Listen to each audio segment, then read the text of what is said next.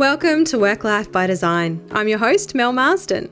If the last few years have taught us anything, it's that change is inevitable and we no longer need to go to work to work.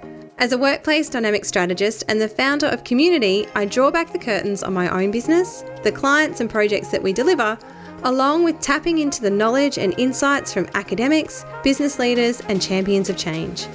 I believe that our environments have the power to positively influence our behaviour and performance, inspiring our human potential.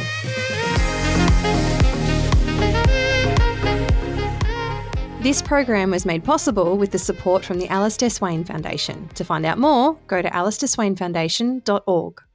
Hello and welcome back to another episode of Work Life by Design. Now, it has been a very full-on few weeks over here at the COMUNiTI crew because we have been kicking off the strategy sessions with our Workplace Dynamics Blueprint for a number of different clients, everywhere from Perth, in Brisbane and down in Sydney as well. And what I really love about this opportunity is I get to dig really, really deep into some of the organisations that I'm working with. And when I'm doing that, I get to understand all of those business dynamics that exist underneath. So everything from their operations to their systems, their processes, their policy. I get to see their departments, their teams, their people. I get to understand relationships. I understand all the tensions, the stresses, the opportunities, and some of those wins that are getting in there as well. So it's really, really interesting being able to dive so deeply into these organizations in the work that I get to do because I find it absolutely fascinating.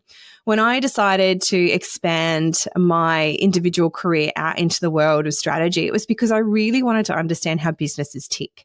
That is what I absolutely love doing is I get to come into an organization, I get to tip it upside down, I get to see what's working really well, where some of those challenges are, and really understanding what makes them successful, where things aren't quite as easy for them as they could be. And that's all about understanding these little intricacies of that business. But the thing that continues to really fascinate me the most is that gap that I start to see emerge. And it's happening in almost every single engagement that I'm working on. And it's a gap that I think that I've gotten so used to seeing that I've just automatically started filling it without even consciously realizing that I'm doing it.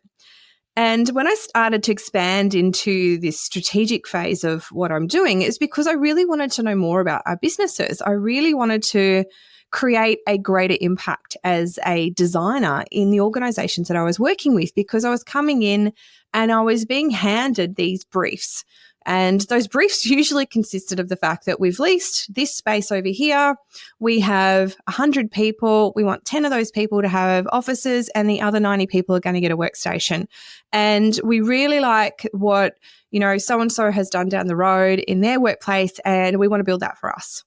And the problem with that is that we're not getting any opportunity to make a difference. And it really starts to limit the opportunity that you have as an organization to really up-level what it is that you're doing in your space and how that can then impact on your business. And so what happened was over time, I started to refine my services and those that are now the extension of COMUNiTI to really expand into that space. But what I've realized is that that's an offering that we at COMUNiTI offer. It's not the same offering that most other designers will offer. And this is what I continually forget. And clients are often seeking out a design solution. They're coming to their designer to get a design solution. They're not going to their design team looking for a business solution. And this is the difference.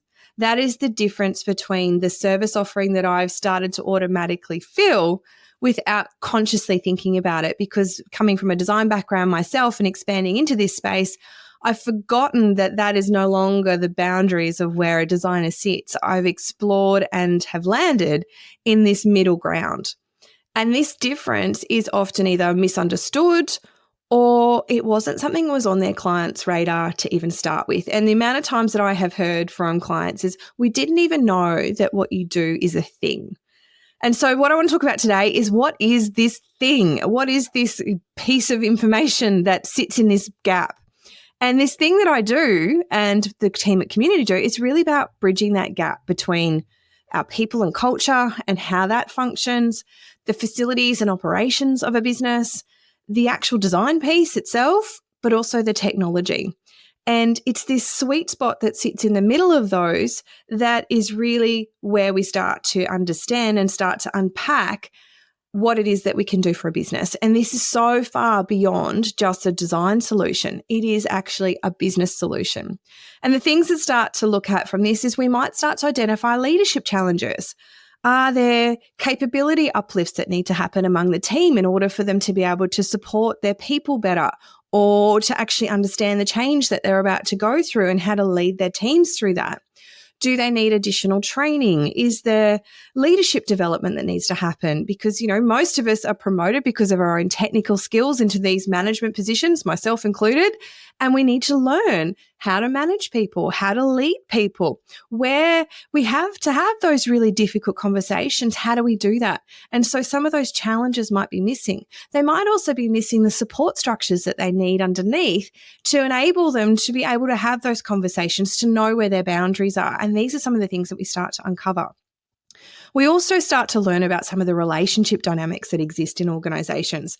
Where is there tension and power struggles between teams or particular individuals? Are there turf wars that are happening within the office? And are there any reporting line challenges that are existing? Some of these start to fall out as well. We also start to see where tech upgrades need to happen.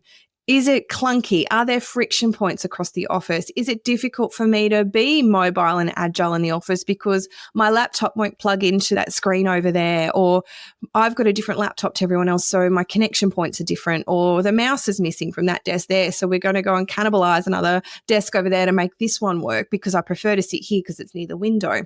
So having that equity of space, of technology supporting each of those desk points is really important, because what we also then start to see is that when the technology system itself is not working well, people will start to find workarounds. And that is where we end up having challenges, because they'll find other ways to solve their problems that may not necessarily be in alignment with how we're trying to move the whole business forward or how that supports the wider team.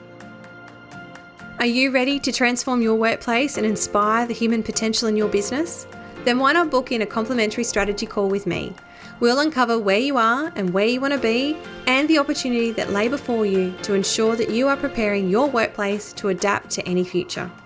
Just head over to my website, melissamarsden.com.au, or to the link in the show notes to book in your call. I look forward to chatting with you soon. The other things that we start to see is also misunderstanding, sometimes completely no understanding, or a lack of alignment between purpose, values, and behaviours within the office. So when I engage with the teams and understanding their business, I ask them, explain to me what you think the purpose of your organisation is. How do you think the values are showing up? What do you think the behaviours of the organisation are? And sometimes they've got an answer, sometimes they don't, sometimes it's completely not on their radar. And then there's also the observation piece that we do, and we start to see, well, are those behaviours actually being lived out in the day-to-day working of how they're showing up at work in the office and how they're interacting with each other?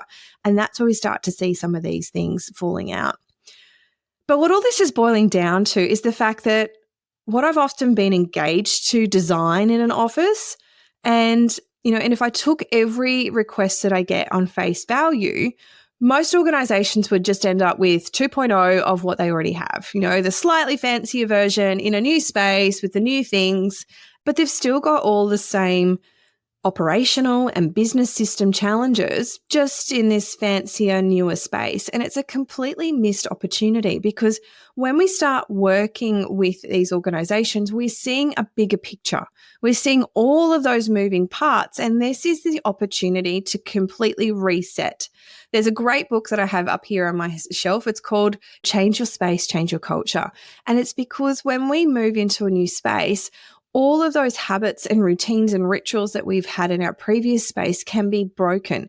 It's a circuit breaker, because we now need to learn new ways of commuting to the office, new ways of moving through the office. We're in a new space. It looks different. It feels different. It flows differently.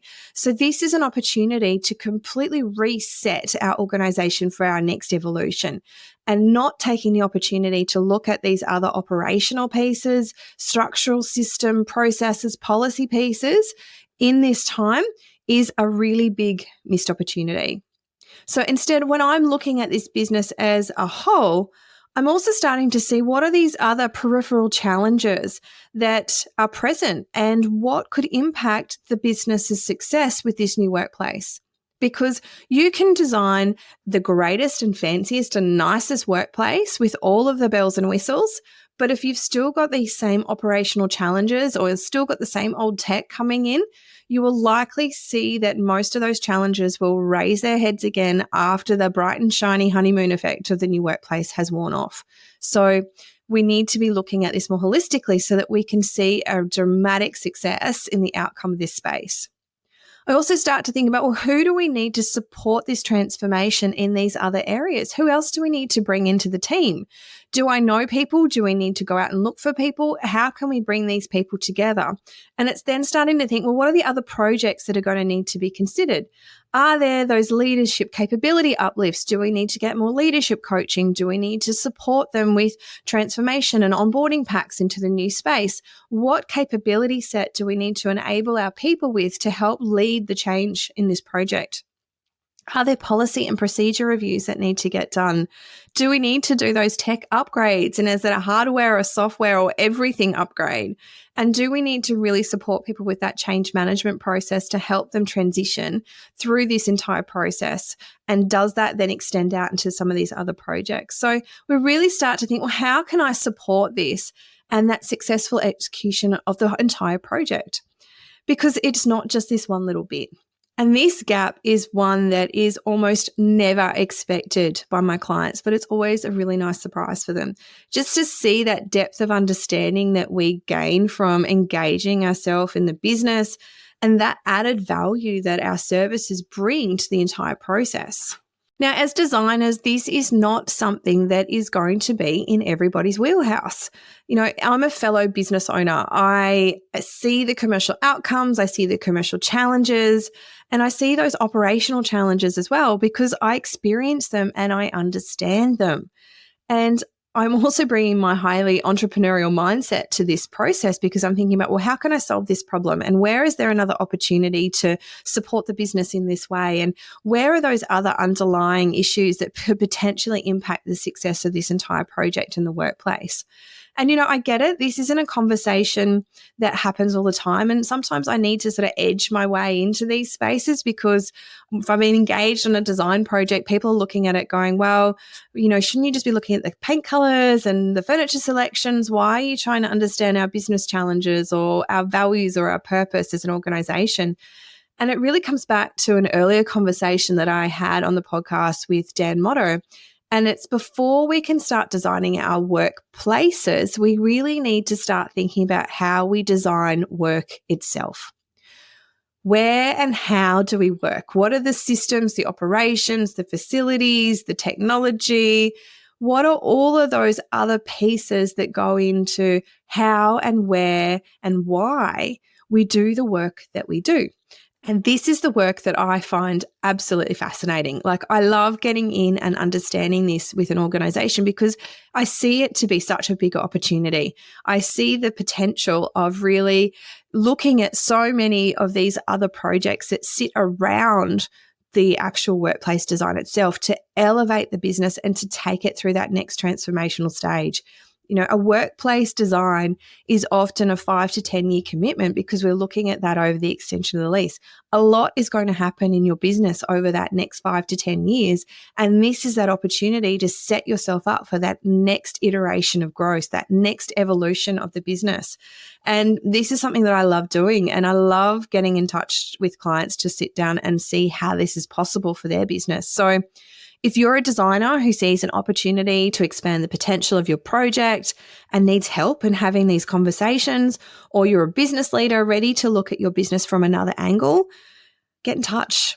I'd love to see how the community crew and I can help, because this is something that we are so passionate about, and we realize that this is something that is a little bit different. It's a different style of conversation, but it has so much potential impact for your business.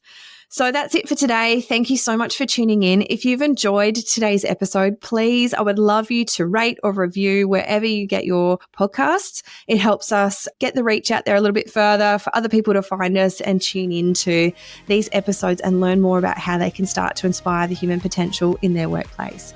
So that's it for today. Thank you so much for joining me. And until next week, I'll see you then.